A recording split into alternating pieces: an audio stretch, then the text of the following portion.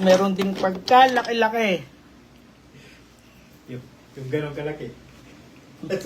Meron ako nga doon sa baba, 33 kilos isang buo. Hindi mo makukwintas yun. Ayan o, meron ako ganitong leklay. Ayan o. Meron ding leklay na ganito, bilog. Oh.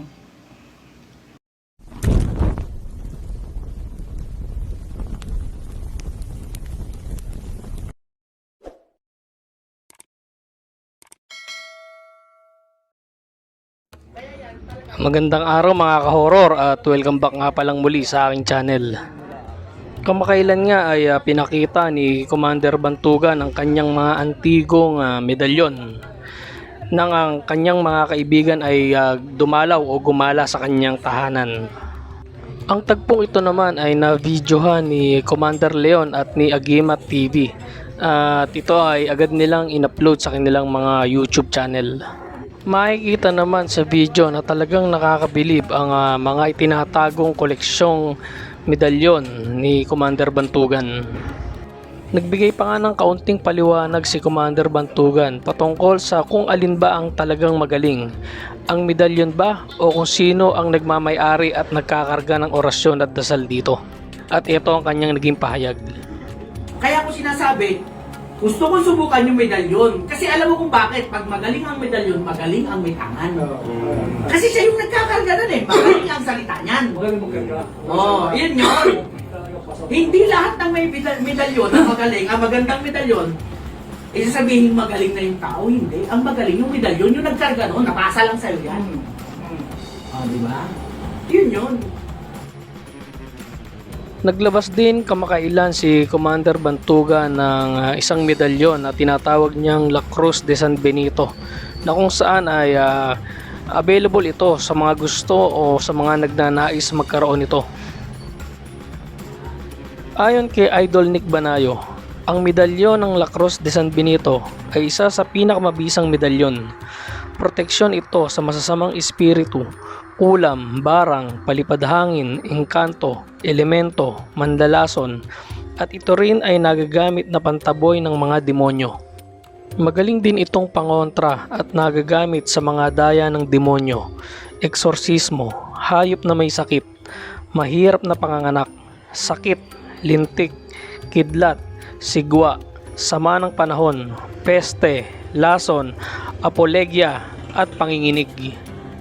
Mainam din ito na pangkaligtasan sa disgrasya at banta ng kapwa-tao.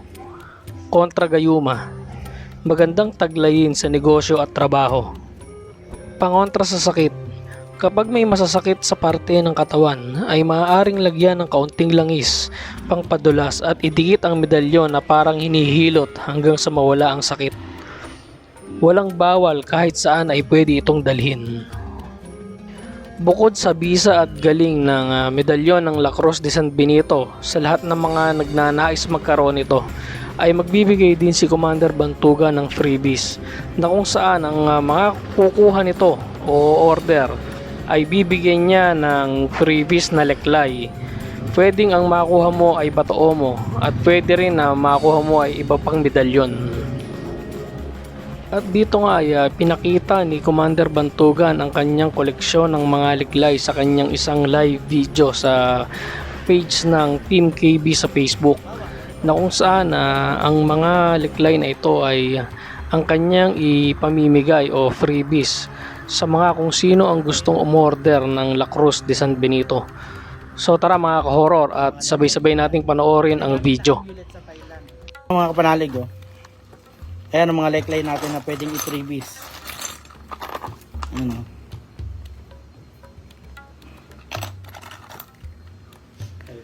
Ayan.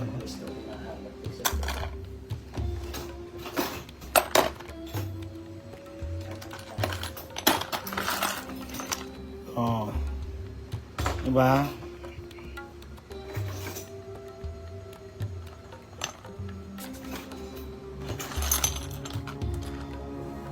Iba-iba ang bisa ng ano eh, ng leklay eh, depende po eh, no? Merong pang bala niyan, merong pang kontra lang, mga ganun.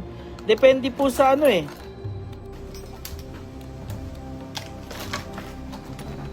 Kasi ang dami ko po masyadong gamit dito eh.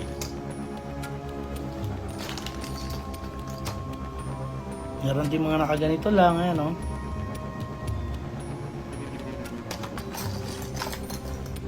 Meron parang 3 pico na leklay.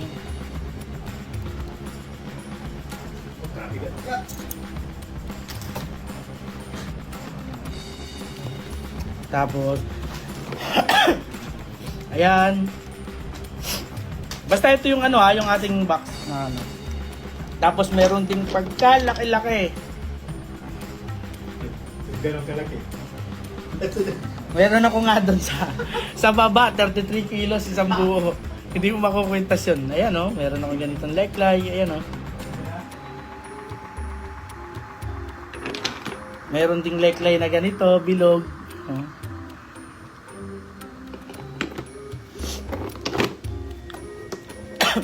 Ayan o.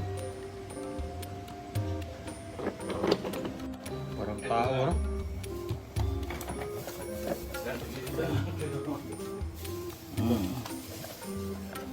Meron ding leklay dito parang tao. Ayan o. Parang nakatayo, ano? Diba? Hinahanap ni Bon. Oh, ayan. Ang dami ha. Nasa kanya pala. Ang bigat nito, sobrang bigat. Sa mga order nito, yun sa mga bagong pasok ha, ito last natin. Sa mga order nito, ito yung laman. Pero pwede siyang magkaroon ng freebies na merong bato omo, bracelet na ganito, San Jose na medalyon, leklay, Santo Cristo, San Jose, Lucky Pocket. Yan yung mga po pwede nyo makuha sa loob. Depende na lang kung kanino mapunta. Pero pinaka sa akin, kung akong papipili na makukuha talaga, leklay talaga ako. Leklay talaga ang inaasam kong makuha kung ako yun ha. Leklay talaga.